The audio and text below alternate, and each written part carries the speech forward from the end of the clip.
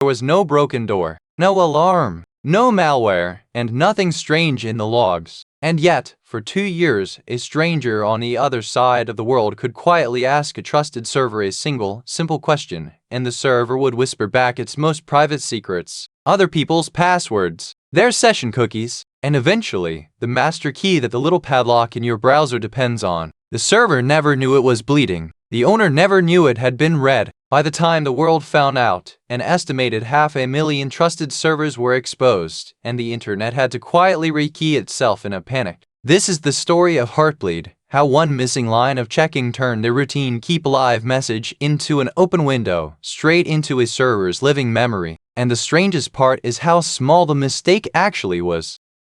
To understand the wound, you first have to understand the trust. When you see that padlock in your browser, 2 things are quietly happening. The server is proving that it really is who it claims to be, and it is scrambling your connection so that nobody sitting in between can read it. Both of those guarantees, identity and secrecy, hang on a single thing, a private key. Think of it as a secret number that lives only on that one server and is never, ever supposed to leave it. As long as that key stays hidden, the padlock means something real. But that is also the entire catch. The lock is only as honest as the key is secret. If an attacker ever manages to copy that private key, they can impersonate the server perfectly and silently decrypt the traffic flowing through it, and you, the visitor, would have absolutely no way to tell the difference. So hold on to that one idea. The whole system rests on a single secret never leaking.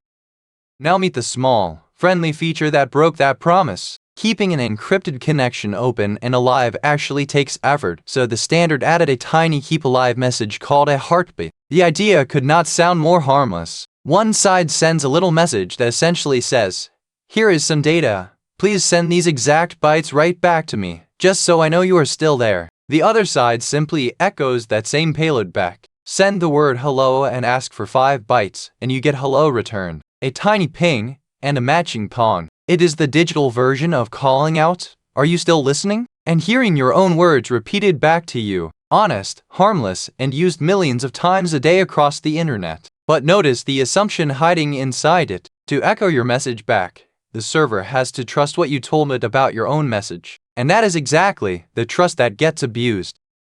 So here is the lie at the heart of Heartbleed. A heartbeat request actually carries 2 separate things, the payload itself and a small number that claims how long that payload is. Normally those 2 agree, but what if they do not? Picture the attacker sending a payload of 1 single byte while writing down that the length is 64 kilobytes. 1 tiny byte of real data with a label screaming that it is 64,000. Now think about what an honest, careful server ought to do here. It should pause and check. Does the length you claimed actually match the amount of data you really sent me? That one comparison is the whole defense. And it is exactly the comparison that was missing. The server simply believed the number it was handed and got ready to send back 64 kilobytes, even though only 1 byte had truly arrived. This flaw got a name and a number, CVE 2014-0160. In plain terms, it was a missing bounds check in the code that handled the TLS heartbeat. A bounds check is just the guardrail that says, "Do not read or write past the edge of this buffer." OpenSSL, the software library running this heartbeat on a huge fraction of the world's servers, simply forgot to include that guardrail for this one feature. A trusted attacker supplied input about its own size, with nothing verifying it. Security researchers classify this whole family of mistakes as a buffer overread. And here is the uncomfortable truth. This is one of the most common shapes of serious bug there is. A program believing a number it was given and then acting on it as if it were true. One absent comparison in one function, sitting in released code for years. So let us actually watch the bleed happen, step by step. The server wants to be helpful. It was told to echo back 64 kilobytes, so it sets aside room for 64 kilobytes and starts copying. But the real payload was only a single byte. After that one honest byte, there's nothing left to copy. So the server just keeps reading forward anyway, straight past the end of that tiny message, into whatever else happens to be sitting in its memory right next door. Then it packages all of it together, the 1 real byte plus everything it accidentally scooped up, and ships the whole bundle back to the attacker as a perfectly normal heartbeat reply. Up to 64 kilobytes of the server's live working memory, handed over in a single request. And here is what turns a leak into a catastrophe. There is no limit on repeating it. Send the same lie again and again and again, and each time a fresh slice of memory bleeds out. But what is actually inside those 64 kilobytes? It sounds abstract, random memory, until you remember what a busy server is doing every second. That memory holds whatever it was just working on. The last user's password, freshly typed into a login form. Someone else's session cookie, which is often enough to log in as them with no password at all. Fragments of private messages, emails, and documents passing through. And somewhere in that same pool of memory sits the crown jewel, the server's own private key. Remember that key from the start, the one secret the entire padlock depends on. Bleed it out even once, and the game is over. The attacker can now impersonate that server completely and decrypt its traffic at will. They did not pick the lock, and they did not smash it. They quietly photographed the master key, while the lock kept cheerfully reporting that everything was perfectly fine.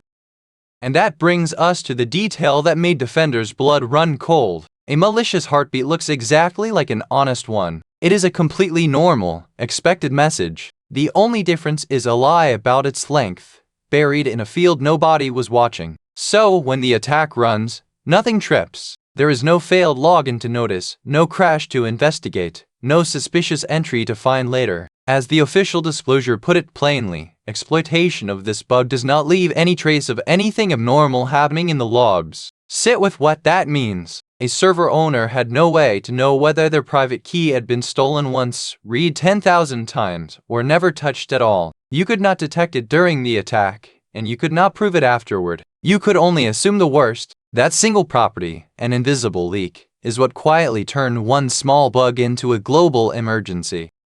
So how long had this window been open? This is the part that still stings. The flawed code was added to OpenSSL back in December of 2011, and it shipped to the world in a release in March of 2012. It was not publicly discovered and disclosed until the 7th of April, 2014. Do that math. That is roughly 2 years out in the open, sitting inside some of the most trusted and widely used software on the entire internet. 2 years in which anyone who happened to know about the flaw could have been quietly reading memory off vulnerable servers, leaving, as we just said, no trace at all. Nobody can say for certain whether it was used in secret during that time, and that uncertainty is its own kind of damage. When the fix finally landed, the question was not just how do we patch this, it was how much was already gone.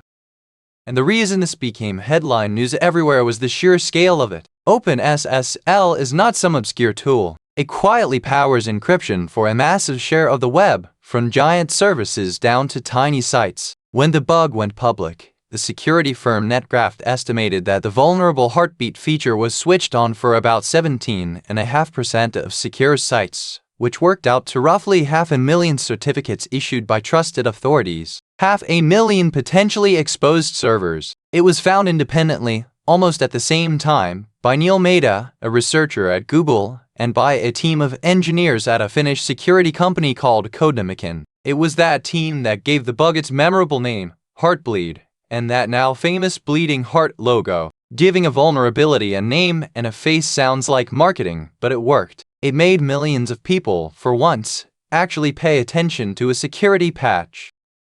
And to be clear, this was not just a theoretical risk on a whiteboard. Let me give you one concrete, documented example. In Canada, the National Tax Agency, the Canada Revenue Agency, was running vulnerable software right in the middle of tax season, in a window of only about 6 hours. Before they managed to pull their systems offline, an attacker used Heartbleed to bleed out the personal data of taxpayers. The agency confirmed that around 900 social insurance numbers, which are Canada's equivalent of a national ID number, had been removed from its systems. This was not a faceless statistic. Police investigated and arrested a 19-year-old, charging him with unauthorized use of a computer and mischief in relation to data. Think about that chain. One missing comparison in one software library, and several months later real people's identities had walked out the door in a single afternoon.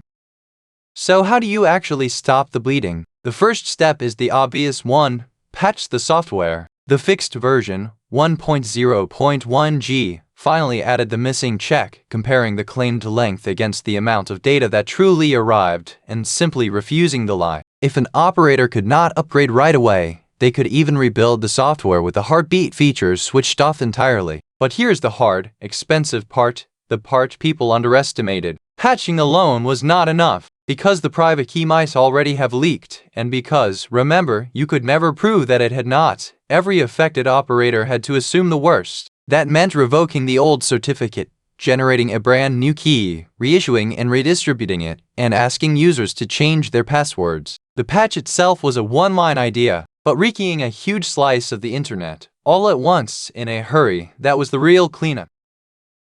Strip away all the specifics, and Heartbleed leaves us with a lesson that has not aged today. Never trust a length, or really any number, that came from the other side, without checking it against reality first. That sounds almost too simple, but a remarkable share of serious security bugs are exactly this shape. A program believing attackers supplied input about its own size or its own intentions, and acting on that belief. So the defenses generalize far beyond this one bug. Validate your inputs and check your bounds every time. Favor memory-safe practices and languages that simply refuse to read past the end of a buffer in the first place. And when a flaw this serious does surface, coordinated disclosure, paired with fast and widespread patching, is what shrinks the damage from years down to days. The bug itself was tiny. The discipline it quietly demands of us is anything but.